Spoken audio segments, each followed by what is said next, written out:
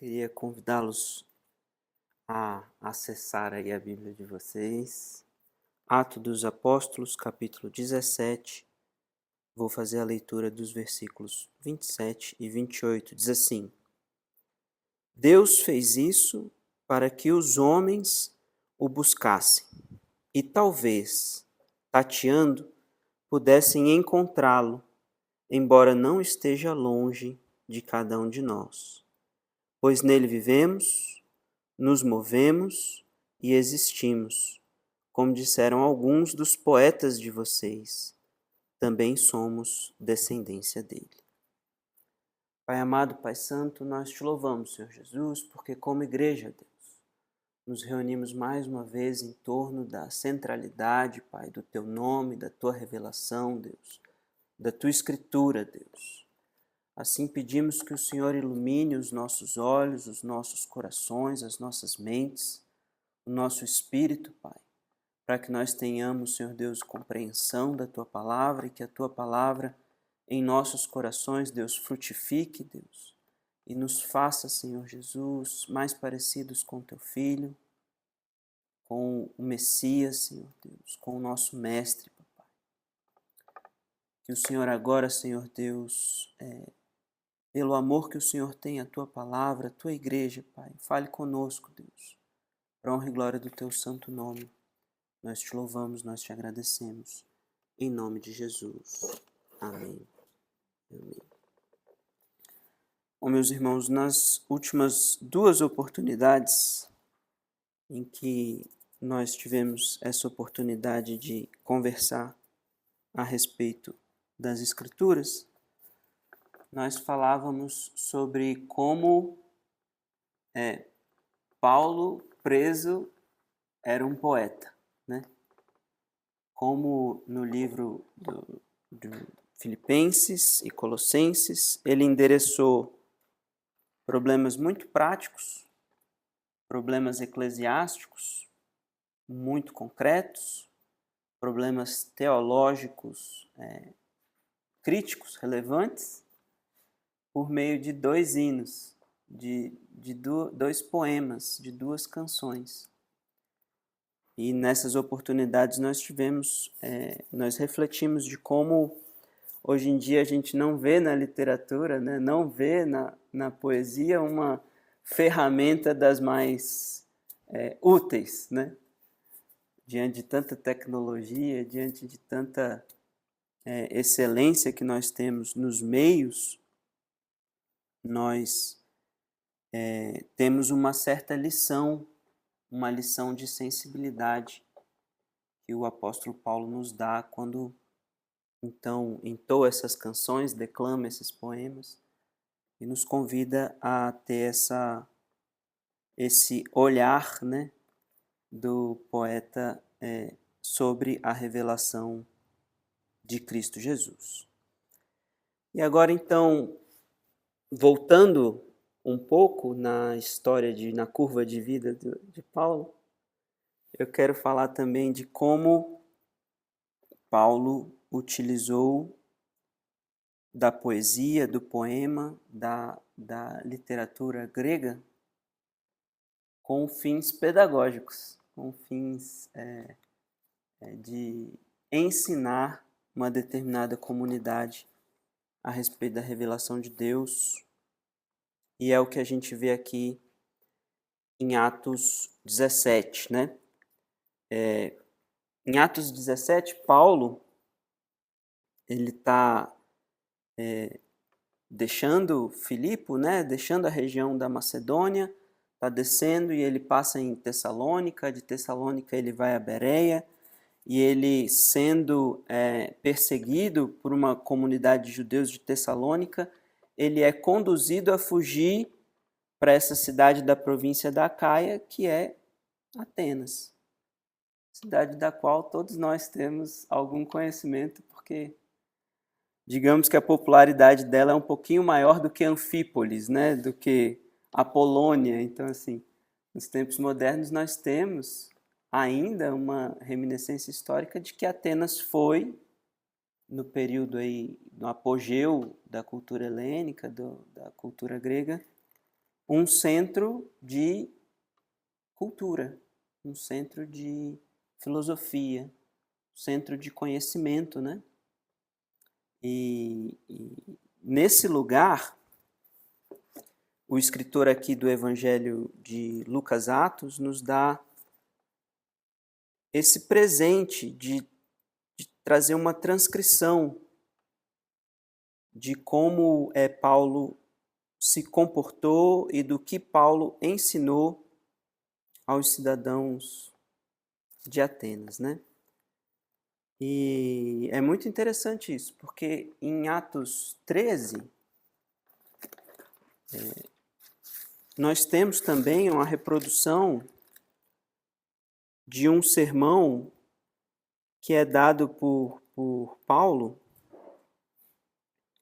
numa oportunidade da primeira viagem missionária em que ele é enviado pela igreja de Antioquia, junto com Barnabé, para a ilha de Chipre. E lá ele está numa sinagoga. E é muito interessante ver, comparando esses dois sermãos, como Paulo endereça o discurso para os gentios tementes a Deus, prosélitos, e como ele endereça para os gentios que não têm contato com a tradição do livro.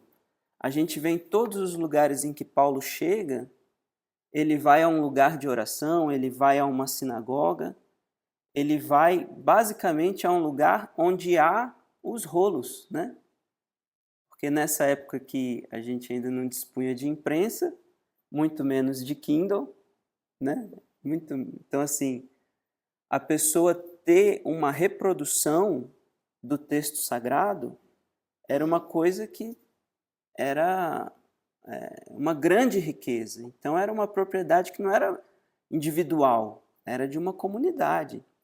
E assim, uma sinagoga que reúne 12 homens judeus, maturidade para o ensino, se eles disporem de meios, eles vão começando a adquirir os rolos, né? Então, Paulo vai ao lugar onde há os rolos, né?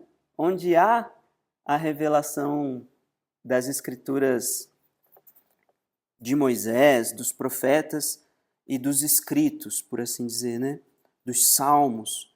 E ele se vale de toda essa tradição cultural para dizer que o Messias é o descendente de Davi, é o rei da linhagem de Davi prometido, é o sumo sacerdote, segundo a ordem de Melquisedeque, é o sacrifício perfeito, é o Cordeiro de Deus, toda uma linguagem de um messianismo do Antigo Testamento. Paulo se vale para apontar para as pessoas que o servo sofredor é o Messias e essas duas pessoas se identificam em Jesus Cristo, sua morte e ressurreição. Esse homem que foi criado, cresceu, frequentou a EBD todos os domingos de manhã da vida dele, foi, como se fala, embaixador do rei, foi cordeirinho de Cristo, né? Fez a sua faculdade lá aos pés de Gamaliel. Ele tem, dessa cultura do período do primeiro século, uma certa aversão à idolatria. Todo judeu da época tinha, e ele, numa dose farisaica, também tinha. E o texto nos revela que quando ele chega em Atenas, fugido de Bereia, né? Silas e Timóteo ficam em Bereia e ele foge para Atenas para esperar até que eles possam vir também. 17:16 diz assim: enquanto esperava por eles em Atenas, Paulo ficou profundamente indignado ao ver que a cidade estava cheia de ídolos. Então, aquilo ali deve ter incomodado Paulo, né? Eu estava lendo um livro sobre Evangelho acima de tudo. Me fugiu agora o nome do autor, vocês me perdoem, mas é um pastor batista dos Estados Unidos. E ele falava que se você não se sente desconfortável de vez em quando, a sua igreja não é uma igreja multicultural. E Paulo aqui não estava apenas desconfortável, ele estava indignado com a quantidade de ídolos. E é muito engraçado a gente parar para pensar nisso, porque há um brocardo famoso, né, uma frase famosa, que algumas pessoas atribuem a um escritor que seria Petrônio, que teria dito que em Atenas é mais fácil encontrar um deus do que um homem. Tamanha era a capacidade que os atenienses tinham de alargar o seu panteão, de associar novas divindades, de criar novos deuses. E Paulo ficou indignado com isso. Mas toda tradição politeísta, ela traz consigo um germe de moeda de país emergente, ela é inflacionária, entendeu? Porque as coisas começam a não dar certo, você sempre procura um deus ad hoc para resolver o problema. Não, deve ter um... Não, mas é porque o deus do abacaxi não está sendo adorado. Por isso que os abacaxis estão pequenos. Então vamos cultuar o deus do abacaxi. Ah, mas os problemas vão aparecendo e os deuses vão se multiplicando. Hoje em dia estima-se, uma das regiões politeístas que nós temos na contemporaneidade é o hinduísmo, né? Que se fala de um panteão de aproximadamente 330 mil deuses, uma coisa assim. Então, a gente vê como se você adora um primeiro Deus, um segundo Deus, o germe do segundo Deus é o terceiro Deus, o quarto Deus, e eles vão se multiplicando. E isso deixa Paulo num lugar de desconforto. E nesse desconforto dele, ele revela algo que é profundo e que nos ensina muito sobre a sensibilidade que ele tem de olhar para essa cultura e encontrar nessa cultura caminhos de diálogo, caminhos de contato e não de separação. Tecnicamente, como o Cordeirinho de Cristo, como embaixador do Rei, como pessoa que viveu debaixo de uma cultura muito hegemônica do cristianismo, acho que de um lugar desse seria muito natural que eu me retirasse. Assim, né? E esse desconforto não faz isso com Paulo. Paulo não deixa a cidade e vai embora para outro lugar. Ele vai para a sinagoga. O versículo 17 diz que a indignação de Paulo o leva para a sinagoga, onde com os judeus, 17, com os gregos temente a Deus, bem como na praça, todos os dias, ele discutia, ensinando e conversando com os filósofos epicureus e estoicos a respeito da situação da cidade. Então ele se importa com a cidade e ele se entranha na cidade, ele vai às praças, ele vai à sinagoga, ele vai encontrar as pessoas que estão dispostas a conversar, a debater sobre o que está acontecendo. Aí você pensa, eles devem ter considerado o que Paulo dizia, né? O 18 diz assim, alguns perguntavam, o que está tentando dizer esse tagarela? E outros diziam, parece que ele está anunciando deuses estrangeiros. Mas o que Paulo estava fazendo? Paulo estava anunciando as boas novas de Jesus e da ressurreição, a tempo e fora de tempo, né? Seguindo o texto, nós vamos ver que Paulo, diante dessa realidade que o incomoda e diante dessa atitude em que ele se dispõe a se relacionar, a se aproximar e a dialogar, a debater com as pessoas que estão vivenciando aquela cultura inflacionária de ídolos e de muitos deuses, ele é convidado a ir falar com eles no Areópago. Mas o autor, Lucas, ele não deixa a gente passar ao discurso do Areópago sem antes fazer uma nota de narrativa muito interessante do versículo 20, que diz assim, 21, perdão.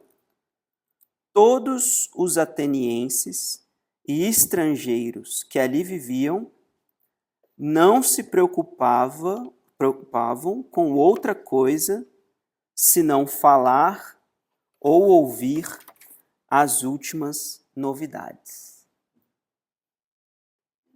Então a gente vê como realmente a humanidade mudou muito nos últimos cerca de 2000 anos, né? As pessoas naquela época estavam em Atenas, se interessavam em estar em Atenas, em estar na praça, em estar no Areópago, em torno, ávidas por novidades, né? E a ansiedade pela novidade, ela não é de todo ruim, né? A curiosidade tem a sua dimensão necessária, né? Útil, relevante, mas a ansiedade pela novidade, ela também carrega em si uma absoluta insatisfação com o presente, com a contemporaneidade, uma incapacidade, talvez, de discernir as coisas que se apresentam como menos novas, né? A busca da novidade, ela nos conduz a essas três espécies de erro, podemos dizer assim. Uma ansiedade muito grande, que é tentar trazer ao momento presente as emoções, as dificuldades, os desafios futuros, algo completamente fora do nosso controle. A ansiedade, a vontade, esse desejo de conhecer as novidades, ficava aquele monte de grego, a gente imagina, né, segurando a própria roupa assim, a toga, apertando F5 no botão dos edis, né? Cadê? Não chega novidade nessa cidade, não tem nada de novo, não tem um sacerdote para dizer algum oráculo novo, não tem um filósofo para travar um diálogo novo. As pessoas acabam ficando distraídas com o que está sucessivamente em movimento e perdem a capacidade de se concentrar no que realmente é relevante. Então, se um primeiro problema que nós temos do amor à novidade é a ansiedade, o segundo é a distração, o terceiro é a superficialidade. E muito do que Paulo vai dizer aqui é um reflexo da superficialidade da religião ateniense. Paulo vai tentar dizer para eles, vocês tiveram um contato tátil com a revelação verdadeira, mas não se aprofundaram o suficiente para entendê-la de maneira correta. É mais ou menos esse o discurso que Paulo vai ter. E como esse não é um problema dos nossos tempos, a gente pode passar para o próximo. Não, no final a gente volta nos problemas dos nossos tempos. Mas vejam que Paulo está diante de uma cultura efervescente, uma cultura dinâmica, uma cidade que vive de novidades, e ele vai dialogar com essa cultura nesse texto que nós agora efetivamente ingressamos, que Paulo levantou-se na reunião no Areópago, versículo 22 diz, versículo 22 do capítulo 17 diz, Atenienses, vejo que em todos os aspectos vocês são muito religiosos. É muito interessante porque o religioso, ele é uma pessoa que tem uma intuição correta. O religioso, ele tem uma intuição adequada de que nós precisamos de uma janela para o transcendente. Para que essa vida tenha significado, tenha relevância, tenha propósito, nós precisamos de abertura para algo que está além do que nós vemos, algo que está além do que nos é sensível. Mas essa intuição para a realidade espiritual, ela não é suficiente para levar o homem ao lugar correto. E a gente vê várias passagens das Escrituras em que a religião acaba sendo um obstáculo para que as pessoas realmente cheguem a Jesus Cristo. Nós estávamos no Evangelho de João. No Evangelho de João nós lemos que muitos fariseus, muitos judeus creram nos sinais de Jesus, mas temiam confessar que criam. Por quê? Por causa da estrutura religiosa que os afastava da capacidade de aderir às boas novas do Evangelho. Porque, afinal de contas, o que a gente precisa não é de várias novidades, mas de uma boa novidade específica, não é verdade? E, em certo sentido, religioso é todo homem. Porque as pessoas falam, nós somos homo econômicos, né? Assim, queremos o máximo de eficiência com o mínimo de esforço. Outros vão dizer que nós somos movidos pela nossa emoção. Outros vão dizer que nós somos seres materiais e nós somos movidos pela nossa própria necessidade de sobrevivência. E tantas narrativas existem sobre quem é o homem, qual é a sua verdadeira essência. O homem, a fundo, é um ser moral, vive de juízo sobre o que é certo e o que é errado.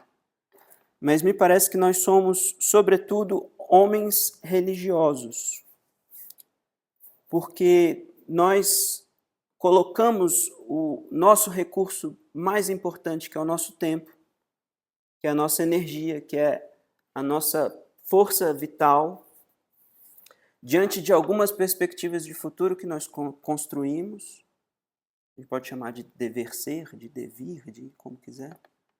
Construímos a partir daquilo que adoramos, daquilo que desejamos, daquilo que projetamos como ideal ou como perfeito. E aí o profeta Jeremias, ele nos ensina que o nosso coração é tremendamente enganoso, não é verdade? Pedro, em 2 Pedro 2, vai nos ensinar, parece é até bobo de se dizer, mas é profundo. Aquilo que nos domina nos escraviza. Aquilo que nós deixamos que nos domine é aquilo a que adoramos, aquilo a que nos submetemos, aquilo a que obedecemos. E em todo tempo nós estamos tendo uma relação de adoração com algo. No caso dos atenienses, eles ostentavam publicamente vários sinais daquilo que eles estavam adorando. Então, estou adorando ao vinho, e a pessoa se dedica a produzir um bom vinho, a colher uma boa uva, a esmagar num bom lagar, a ter uma boa fermentação, um envelhecimento num bom barril e por aí vai. O meu Deus é o Deus do pão, o meu Deus é o Deus do corpo, o meu Deus é o Deus dos esportes e da Olimpíada e da caça, do sol. E tantas divindades, as pessoas iam projetando as suas vidas em torno desses lugares de culto. E não é diferente na vida de todos nós. nós estamos servindo a alguém, nem que seja o nosso próprio estômago. E se nós formos um pouquinho sinceros com nós mesmos, nós vamos chegar à difícil conclusão de que não somos bons deuses. Faz sentido servir algum Deus, eu falo por mim, viu, gente? Falo por mim. Faz sentido servir algum Deus que seja melhor do que eu mesmo. Me parece, estou convencido disso. E Paulo vai dizer isso. No meio de tantos objetos de culto, eu encontrei um altar em que estava escrito ao Deus desconhecido. E eu vim aqui para vocês, anunciar para vocês hoje quem é esse Deus desconhecido.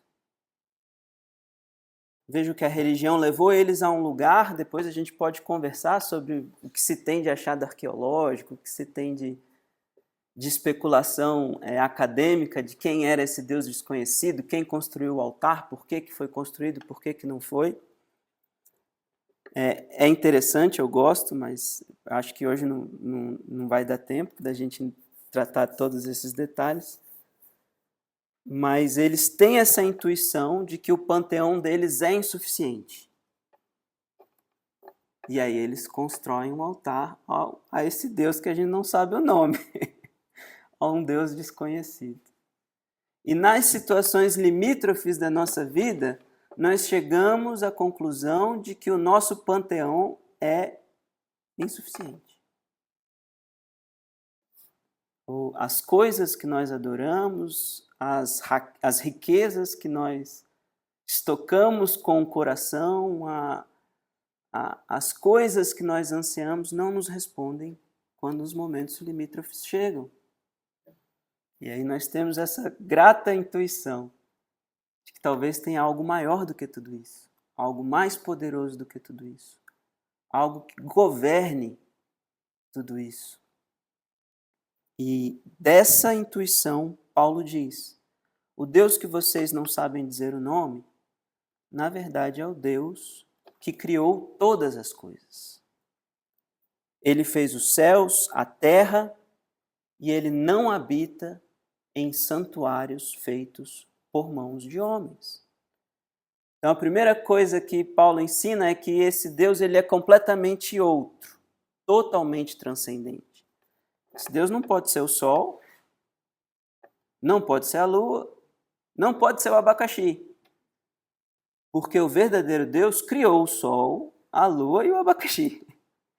E o sol só se comporta de forma regular, como a lua, a terra, os átomos de carbono e tudo o mais, porque esse Deus sustenta todas as coisas com a sua palavra e com a sua fidelidade. Então, Paulo fala, vocês foram superficiais na intuição de vocês, mas eu vou aprofundar. Olha só, se existe um Deus que é mais poderoso do que toda a coleção de deuses que vocês têm, certamente esse Deus que criou todas as coisas, ele não é criado por nada. E mais do que isso, ele não precisa de nada.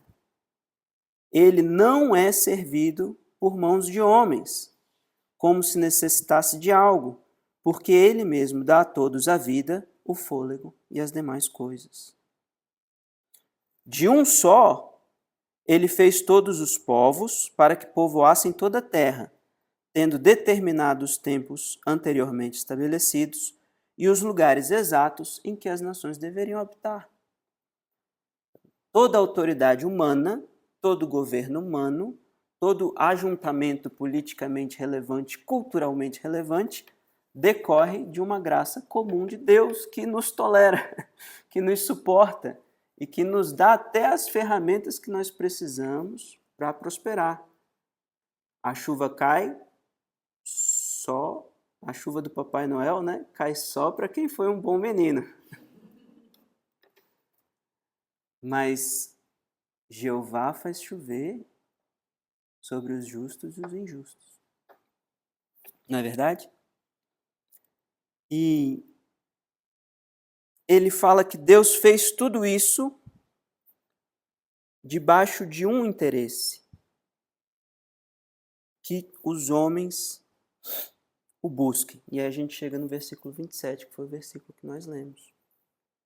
Deus fez isso para que os homens o buscassem e talvez, tateando, pudessem encontrá-lo, embora não esteja longe de cada um de nós.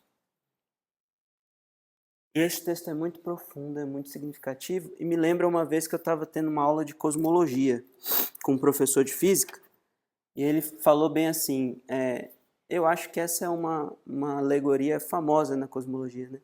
Nós homens, quando estudamos o cosmos, nós somos como pessoas surdas, vendadas, cegas, no escuro, no canto de uma sala, tateando o rodapé e tentando dizer o que a Estela tem lá dentro da gaveta do criado mudo dela no segundo andar. Então, assim, a distância daquilo que nós estamos experimentando e aquilo que nós estamos especulando, ela é colossal.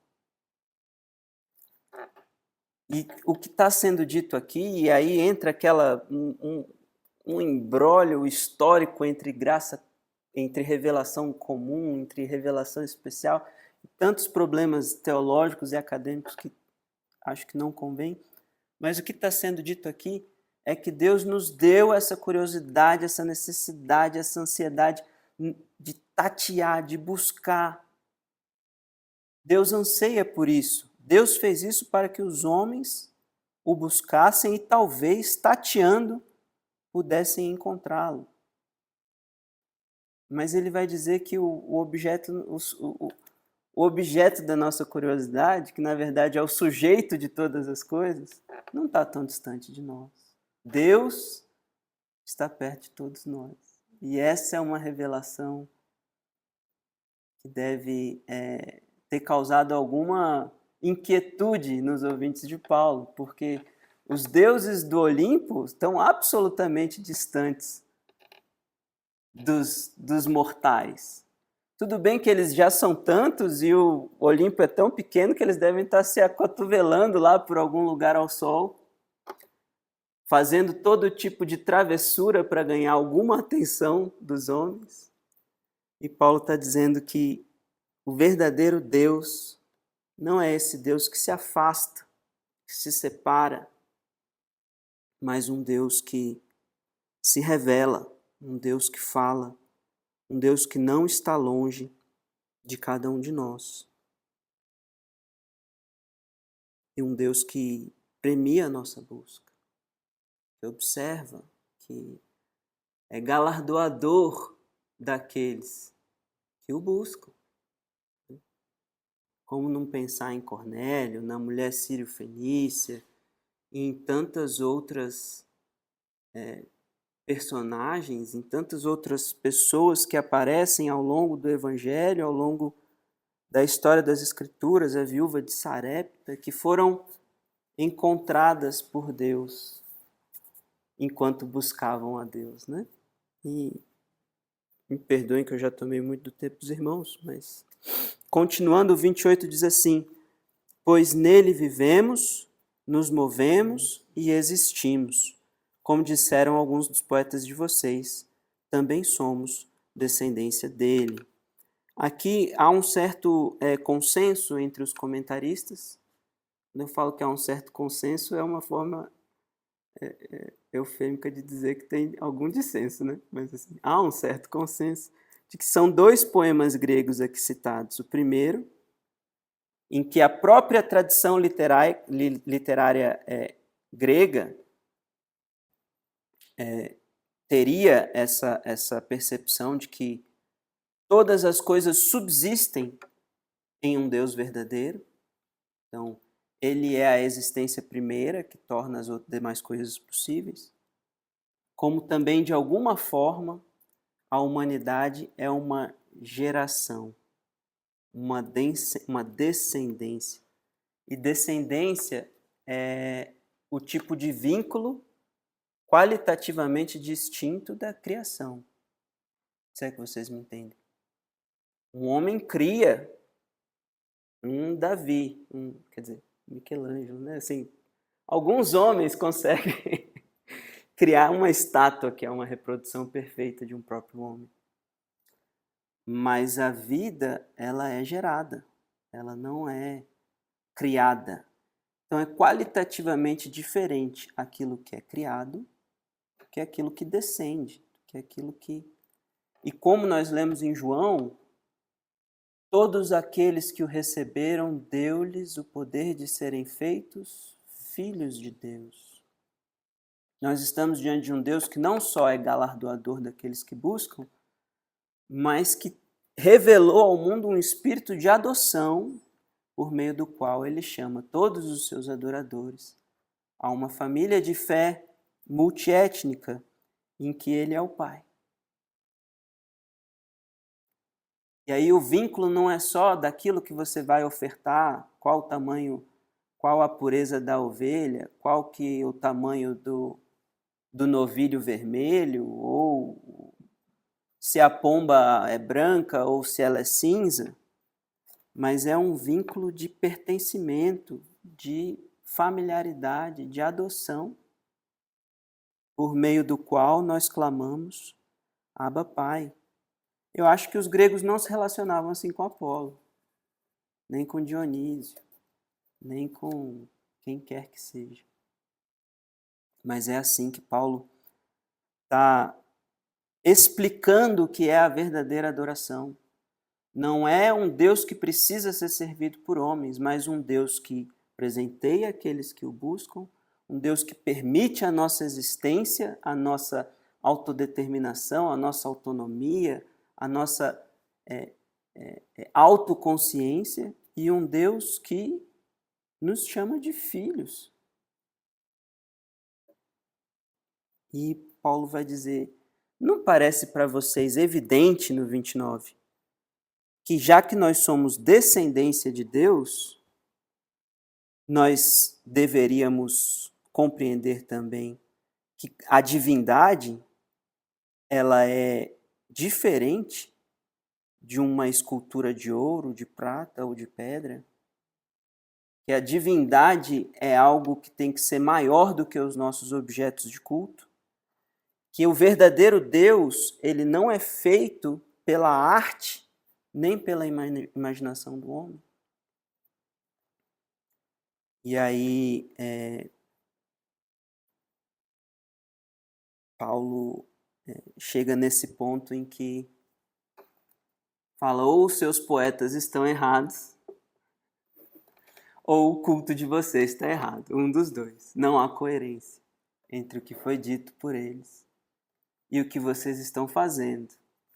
E aí a audiência de Paulo talvez tenha sido colocada nessa posição em que ela foi obrigada a refletir. Nós vamos dar razão aos nossos poetas ou aos nossos hábitos? E a poesia, né, enquanto essa linguagem carregada de preocupação com a própria forma, com a excelência do que está sendo dito, quanto aos meios e quanto à mensagem, ela nos coloca nesse lugar de reflexão. Nós vamos dar lugar a repetir o que temos feito a vida inteira de maneira mecânica e automática, ou nós vamos deixar que o deslumbramento, a sensibilidade, a percepção, o limite dos sentidos e dos significados nos conduzam à compreensão de que há um Deus que nos ama e nos chama de filhos. E aí, Paulo fala, vocês precisam se arrepender. Por isso vocês precisam se arrepender. Vejam que Paulo começa dizendo bem assim, tenho visto que vocês são muito religiosos. Talvez no coração dele ele estivesse dizendo, vocês estão completamente perdidos, mas ele se aproxima com sensibilidade, com, olha, essa ansiedade que vocês têm por deuses, ela é boa. Por quê? Porque vocês têm uma fome, uma sede de algo transcendente que eu conheço, eu estou aqui para dizer para vocês quem que é. É um Deus que criou todas as coisas. Agora, vocês não podem ao mesmo tempo entender que esse Deus, todas as coisas subsistem, e que esse Deus, ele gerou toda a humanidade, e ao mesmo tempo achar que ele é compatível com essa forma de culto que vocês têm. Vocês precisam de se arrepender de uma coisa ou de outra. No caso, Paulo estava dando razão aos poetas mais do que aos religiosos, aos sacerdotes, aos autoridades civis e culticas da região. E ele fala: Deus no passado não levou em conta a ignorância de vocês, mas agora ordena que todos, em todo lugar, se arrependam. A leniência de Paulo em colocar o dedo na ferida no início é só um reflexo de que Deus também é paciente. Deus tem a sua economia. Mas agora, tudo mudou.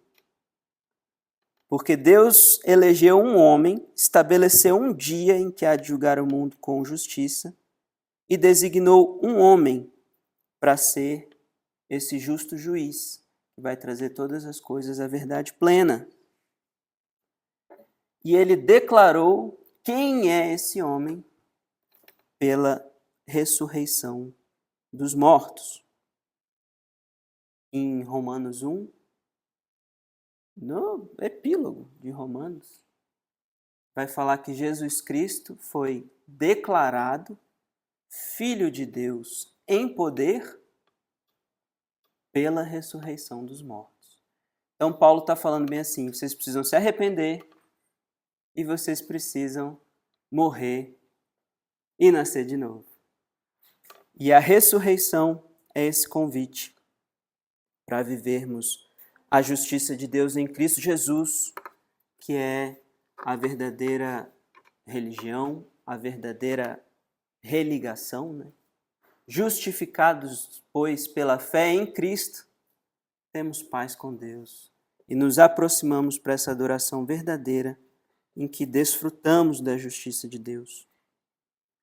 E aí ficam esses 3 pontos acerca dos quais o texto nos convida a meditar. O primeiro deles, será que a gente conserva a nossa capacidade de indignação, como Paulo se indignou com a religião e a cultura ateniense, ou será que nós somos já absolutamente insensíveis com o que acontece na nossa cultura e ao nosso redor?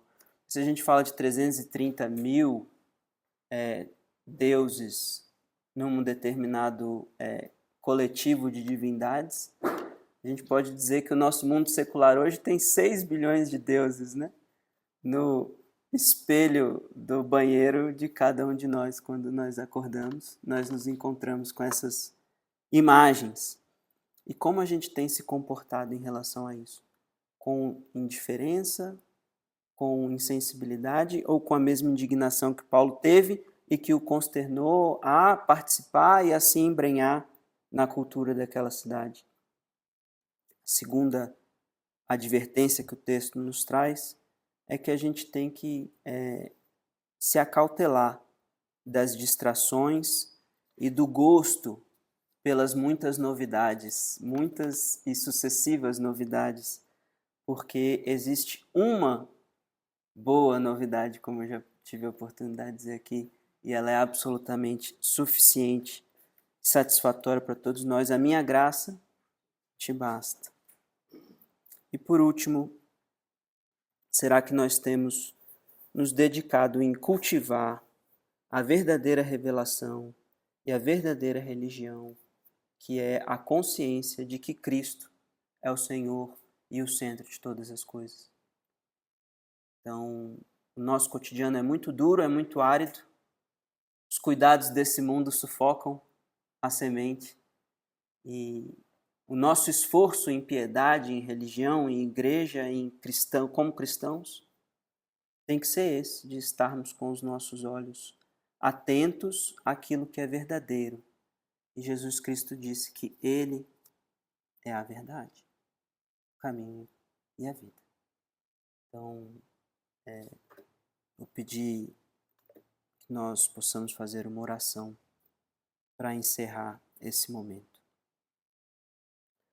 Senhor nosso Deus, nosso Pai, nós te damos graças, Senhor Jesus, porque o homem não é nada, Senhor Jesus, para que o Senhor se importe com ele.